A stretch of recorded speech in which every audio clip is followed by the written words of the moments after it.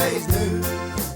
Hello, and welcome to Old News, the programme and podcast which looks at news stories of the day through the papers of yesterday. This week, gulls, seagulls, herring gulls, I suppose realistically we're talking about if we want to be accurate. I don't think there is such a thing as a seagull, but that's what they're known as colloquially. And they've been back in the news again quite recently with the worrying news that their numbers are in decline due to a change in the way we work and the way humans interact with them. Their numbers are apparently, from all the authorities, in decline. And I know this has been cited before. They've been on the red list, I think, for some time, which surprises a lot of people. So it made me think, with an inextricable link between the Isle of Man and the herring gull over the years, how have they featured in the papers? Well, they've featured quite a lot over the years, and their fortunes seem to have gone both ways. I take you back to the Manx Sun of Saturday, September the 17th, 1859, under an article entitled Cruel Destruction of the Seagulls. Several correspondents, we are told, have recently drawn our attention to the barbarous cruelty daily inflicted by too many of our otherwise generally well-conducted summer visitors on the numerous flocks of harmless seafowl which at this attractive season adorn the harbours, bays and shores of this island.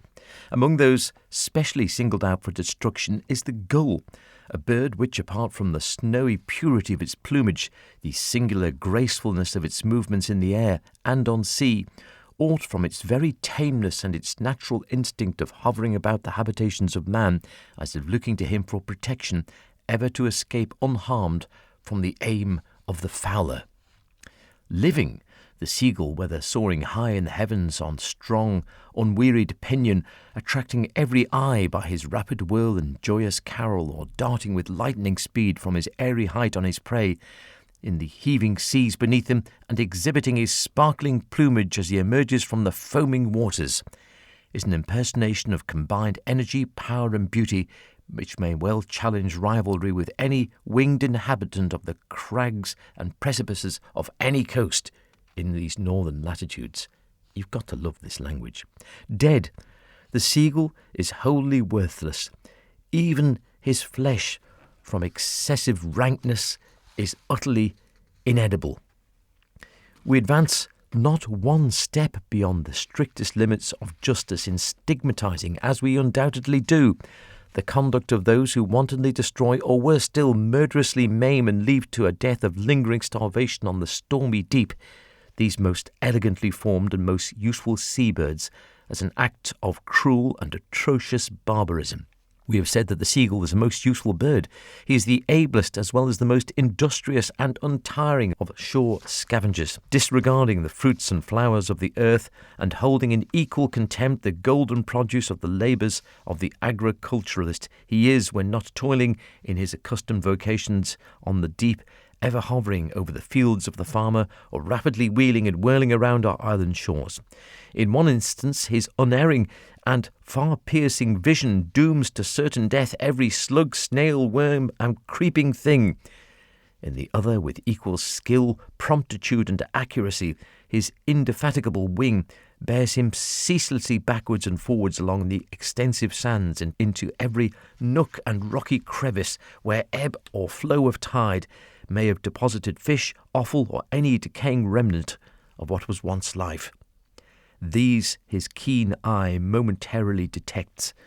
Thus, through the instinctive and untiring labours of this most harmless and yet most useful of the feathered tribe, the fields of the farmer are annually cleared of millions of destructive insects which would otherwise ravage the growing crops and destroy the hopes of the harvest, while on the other, the sands and shores are everywhere, so far as the ceaseless toil of this poor seagull can affect that sanitary object cleansed from animal remains, from which, if left to putrefy where deposited, noxious exhalations would inevitably arise to pollute and poison the surrounding atmosphere. It is terrific stuff, this. It goes on quite a bit. I'll just do a little more. The utility of this bird is not confined to the useful labours above enumerated. It is well known, we may truly say, to the entire insular population that though the herring frequently makes its appearance in the channel in vast shoals, yet its course is singularly errant and uncertain. On one night and in one particular locality they might be found in immense numbers, yet visit the spot on the following evening, and the place is vacant. The fish are gone, and not a herring is visible to the eye of the keenest fisherman in the fleet. Is this dilemma what is seamen to do? Where seek the wanderers? The practised fisherman does not sail about hither and thither, steering a haphazard course in search of the missing shoal. No! From long personal and traditional experience, he has been taught to watch the flight of the gulls seaward. As they fly, so does he trim his sails and follow in the tack which they, from mid-heaven, clearly point out. And seldom, indeed, does the good friend aloft deceive or disappoint him. The scream of thousands of gulls overhead in rapid progress seaward is to him the harbinger of hope. Their descent in clouds on a given spot foretells to him that there are congregated shoals of that their mutual finny prey. Need we say one word more in proof of the absolute necessity of at once taking the most stringent measures to prevent the destruction or driving away from our shores a bird so truly valuable as the seagull? Well, magnificent words in an incredible vernacular from the Manx Sun of 1859. Skip forward to the Alaman Examiner of Saturday, March the 2nd, 1912, and we have an article entitled "Depravity of the Seagull." Oh dear. Most people have hitherto laboured under the delusion that the seagull's sinfulness is summed up in an appalling fecundity and a penchant for depleting the sea of the fry of food fishes. It has remained for certain members of the House of Keys to enlighten us all as to the full tale of the iniquity of this bird. Last week, Mr. Joseph Qualtrough moved the second reading of a bill having for object the relaxation of the protection at present afforded by law to seagulls, and it was in the course of the debate on his motion that the amazing delinquencies of the graceful marine fowl were unfolded to a horrified assemblage. Mr. Qualtrough modestly opened the impeachment by accusing the gull of pecking holes in turnips. Honestly, disgraceful behaviour. Another member went one better by averring that the gull steals the eggs of domestic poultry. Yet another capped this serious arraignment by denouncing the bird at the barn on the grounds that it slays barn-door chickens. And by way of climax, it was darkly hinted by an elected legislator, which imaginative faculties magnificently developed, that the gull actually attacks lambs. I think most of this is nonsense, to be honest. By this time, everybody was on the tiptoe of expectation with regard to the other crimes against agriculturists of which the ferocious seagull is capable. All counted upon some other member standing up and informing the House that a gull of singular depravity had swooped down upon and carried off bodily one of Mr. Sale Corlett's premium parish bulls. But disappointment attended upon anticipation. The lamb story was as far as legislators would go. Indeed, to judge from the physiognomy of certain members, they had only with great difficulty swallowed the simple narrations concerning the gull's malpractices which their fellows had indulged in. But what a pity it is that Baron Munchausen has departed this life. What an ornament of the House of Keys would he have proved on Tuesday of last week, and how illuminatingly he would have contributed to the discussion regarding the second reading of Mr. Qualtrough's bill. It is saddening to reflect that the indictment of the gull indulged by members who are either credulous or given to romance had very little effect upon the House. Despite the vicious proclivities ascribed to the bird, the House as good as declined to adopt the drastic proposals submitted by Mr. Qualtrough. Hurrah! True, the motion for the second reading of the bill was accepted, but acceptance was on the understanding that the clauses should be so modified as to prevent relentless war being maintained against the gull during the open season. It was clearly intimated to Mr. Qualtrough that a substantial majority of the House will go no further in the direction he desires than to authorise farmers to shoot at and kill, if they can, such gulls as may come upon their land. Indiscriminate slaughter of the birds for about 5 months of the year, such as would have been possible had Mr. Joseph Qualtrough's bill become law, will not be permitted, and lovers of nature and of bird life will rejoice thereat. You can't say fairer than that, can you? We go to the Isle of Man Examiner, Saturday, March the 10th, 1917, the Seagulls Bill. It is the intention of the Manx government authorities to ask the legislature to amend the Seagulls Preservation Act as to limit the prohibition of the slaughter of gulls and the destruction of taking of gulls' eggs. Indeed, an amending bill has already been read a first time in the Legislative Council. The text of the bill has not yet been published, and so it is impossible to pass a considered opinion concerning the government proposals in the matter. It is, however, to be gathered from an explanatory statement made by the Attorney-General that the object is to allow of gulls being slaughtered and of gulls' eggs being destroyed or taken at certain prescribed periods of the year. Remember, this was 5 years after the previous debate in Tynwald and the Keys.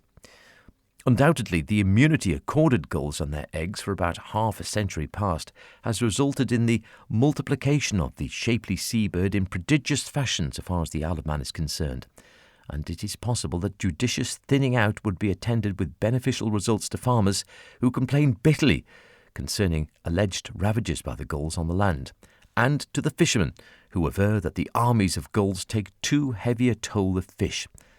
Provided that slaughter be so ordered as not to be attended with inhumanity and with undue destruction of the bird, there is not likely to be great objection to the bill. It must, however, be remembered that the gull has redeeming qualities. For one thing, the bird is a most excellent scavenger of our shores and creeks and harbours, while there is no denying that he is of great benefit to fishermen in that he affords a sure sign of herring. Indeed, it was in response to vigorously expressed complaints of fishermen that the act prohibiting the bill and slaughter by guns and the destruction of their eggs was passed. About 50 years ago, remember this was 1917, there was an enormous demand for the plumage of the bird, which was in great request for the trimmings of ladies' headgear, and the demand induced such indiscriminate killing of gulls that there was grave danger of the bird becoming extinct. This was 1917. They could have become extinct for ladies' hats.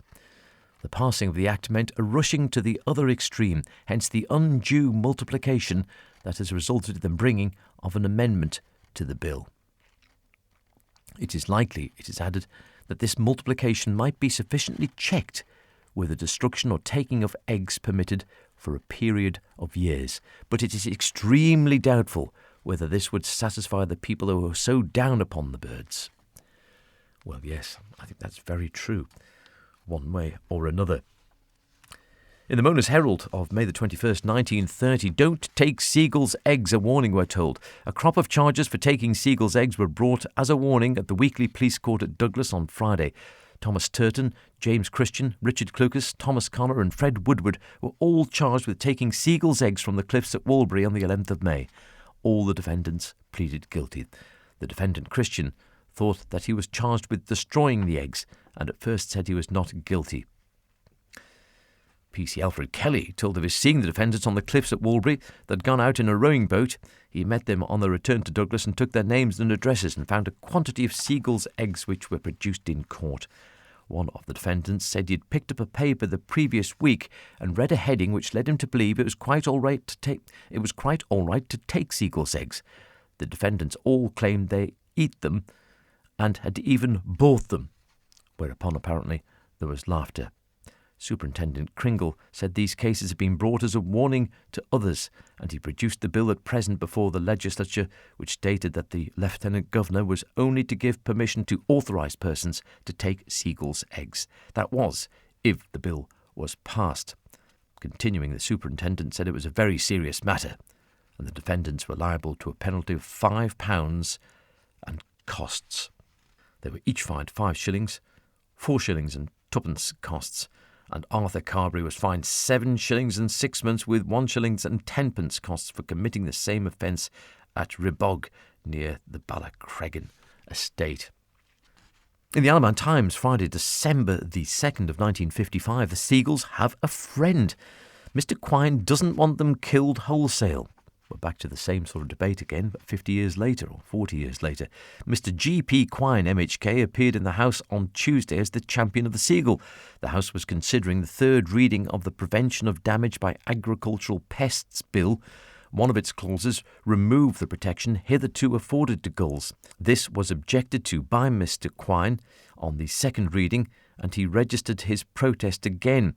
Gulls could be dealt with in the same manner, he argued, as farmers deal with dogs which worry sheep. Permission could be given to destroy gulls which were proved to be a pest. I can only hope, Mr. Quine ended, that when the bill goes to the Legislative Council, greater consideration and greater wisdom will be shown. A member pointed out that the bill had been before the Council already. Mr. Quine said, "I'm sorry." The third reading was carried. The bill is now ready to be signed in Tynwald. In Nature Notes in the Times of Friday, May the 17th, 1957, we hear how birds, animals and insects predict the weather. Seagulls, we are told, always go inland whenever bad weather is approaching, even in summer. When they fly early and far out to seaward, you can expect fine weather.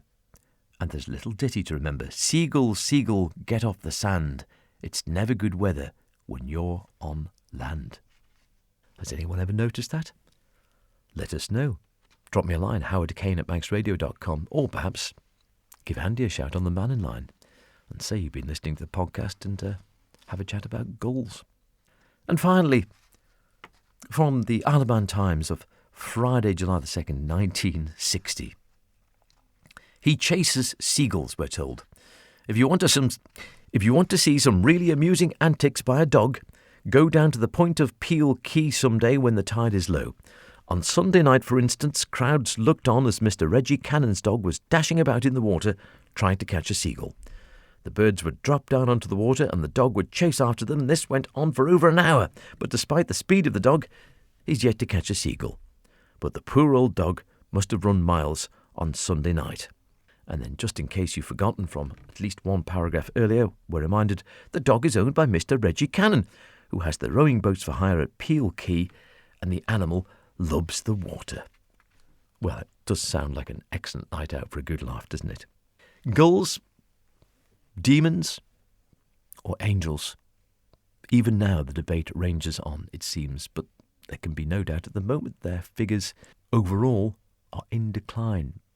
And I think on balance, they probably do as much good as harm. So we should give them a break, perhaps. Maybe you don't agree. Whichever way you look at it, gulls are definitely old news on the Isle of Man. I'll see you next week. Cheerio. You're gonna be yesterday's news.